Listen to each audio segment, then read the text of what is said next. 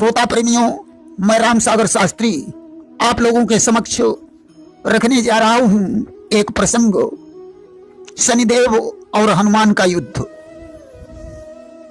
देखिए, ये बात उस समय की है जब समुद्र पर पुल का निर्माण का कार्य चल रहा था।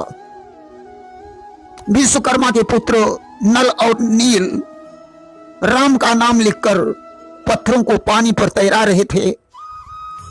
इन्हें बचपन में ऋषियों ने श्राप दे दिया था कि तुम जिस वस्तु को हाथ से छूकर पानी में डाल दोगे तो वह वस्तु पानी पर तैरने लगेगी। इसलिए पत्थरों को पानी पर तैराने का काम नल और नील कर रहे थे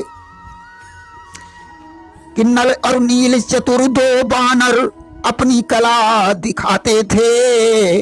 राम नाम लिखकर पत्थर को पानी पर तैराते थे। रावण के अभिमान को नष्ट करने के लिए भगवान राम को समुद्र के पार जाना था। इसलिए 1200 किलोमीटर लंबा पुल बनवाने की जरूरत थी कि रावण का अभिमान घटाने पार समंदर जाना था। 1200 किमी का उनको पुल बनवाना था। आज उस पुल को बनवाने में एक गिलहरी भी सहयोग कर रही थी कि समझ रही थी हृदय में अपना शुभ संयोग। एक गिलहरी कर रही थी प्रभु का सहयोग। वह गिलहरी अपने छोटे से मुख में छोटे छोटे कंकड़ लाकर समुद्र में डाल रही थी कि छोटे से मुख में दबा दबा कंकड़ी कहीं से लाती थी। फिर छोटे छोटे पांव बढ़ा सागर में उन्हें गिराती थी। उस छोटे से जीव का यह उपकार देखकर भगवान राम मुस्कुराए और उन्होंने उस गिलहरी को अपनी गोद में बैठा लिया। बड़े प्रेम से उसके शरीर पर अपना हाथ फिराने लगे कि छोटे पशु का सहयोग देख भगवान राम मुस्काए हैं। झट उसको गोद उठाए लिया, तन पर निज हाथ फिराए हैं। हाथ फिराने से भगवान राम की उंगलियों से उसके शरीर पर रेखाएं बन गई, जो रेखाएं आज भी गिलहरी के शरीर पर पाई जाती हैं। ये रेखाएं भगवान राम की उंगलियों से बनी हैं। एक दिन भगवान राम ने विचार किया कि जब मेरे नाम के पत्थर पानी पर तैरने लगते हैं तो क्या मेरे हाथ का पत्थर पानी पर नहीं तैरेगा। आज लीला करने के लिए शाम को जब पुल के निर्माण का काम बंद हो गया तो राम ने अपने हाथों से एक पत्थर उठाया और ज्यों पानी में डाला पत्थर डूब गया कि प्रभु ने लीला करने के ही तो एक पत्थर हाथ उठाया है। ज्यों डाला त्यों ही डूब गया, जल पर न तनिक ठहराया है। हनुमान जी राम का यह कृत्य देख रहे थे। पत्थर के डूबने पर हनुमान जी हंसे और उन्होंने कहा, प्रभु पत्थर को तैराने की शक्ति सिर्फ आपके नाम में है, आप में नहीं। कि महावीर यह देख कर हंसने लगे तुरंत, यह तो केवल नाम की महिमा है भगवंत। जिसको आप पकड़ें उसे छोड़े नहीं, जिसे आप पकड़कर छोड़ देंगे वह तो डूब ही जाएगा। कि जिसको तुम थामे रहो नाथ, भव पार वही हो जाएगा। कर से तुम जिसे छोड़ दोगे वह कभी नहीं उतराएगा। हनुमान ने कहा, प्रभु आपका नाम आपसे बड़ा है। आज एक पत्थर उठाकर हनुमान ने उस पर राम का नाम लिख दिया, पानी पर रख दिया। भगवान से कहा, प्रभु इसमें अपना चरण छुआइए। ज्यों राम ने चरण छुआया पत्थर तैरने लगा।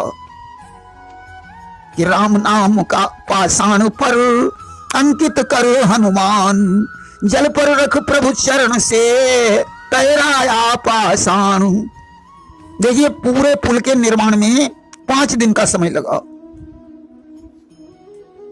कि 14 योजन प्रथम दिन, दूसरे योजन 20, तीसरे दिन निर्मित हुआ पुल योजन 21।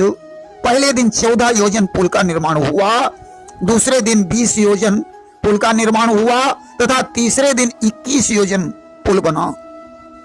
चौथे दिन 22 योजन बना। कि चौथे दिन 22 था, पंचम दिन 23, 7 योजन इस तौर से सेतु बनायो 21। चौथे दिन 22 योजन तथा पांचवें दिन 23 योजन पुल बना। इस प्रकार 5 दिन में 100 योजन लंबा पुल बनकर तैयार हुआ। देखिए 1 योजन बराबर 4 कोस होता है। 100 योजन बराबर 400 कोस यानी 1200 किलोमीटर लंबा पुल बना, जिसकी चौड़ाई 400 किलोमीटर थी। जब पुल का निर्माण हो गया तो यह बात रावण को मालूम हुई। उसने शनिदेव को बंदी से विमुक्त कर दिया, अर्थात कैद से छोड़ दिया।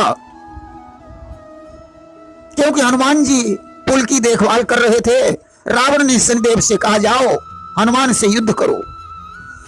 कि रावण छोड़ी शनिचर दीना, अब कपिते जाय युद्ध ते ही कीना। आज रावण की आज्ञा पाकर शनिदेव समुद्र के तट पर पहुंचे।